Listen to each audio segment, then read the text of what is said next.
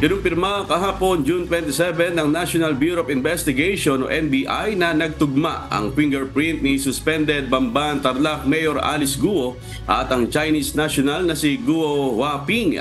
Ayon kay NBI Director Jaime Santiago, conclusive at maaaring gamiting ebidensya sa korte ang nakuha nilang findings laban sa alkalde.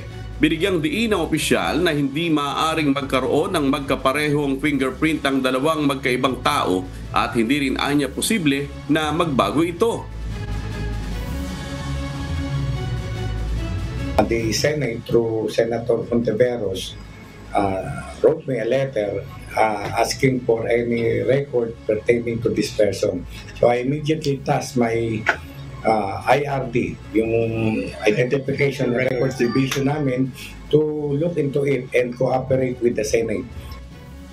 But then, I tell you, ang fingerprint na nakatabi sa aming record that is an infallible science of identification.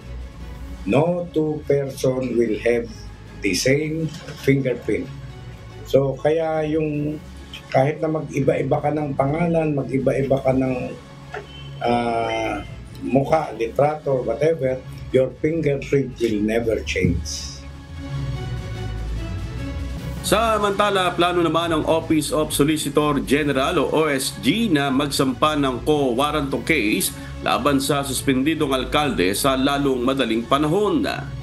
Gate ni Solicitor General Menardo Guevara, nagkaroon na ng sagot ang mga tanong sa tunay na pagkatao ni Mayor Guo matapos na madiskubre ang pagkakatugma ng fingerprint nito sa nasabing Chinese national.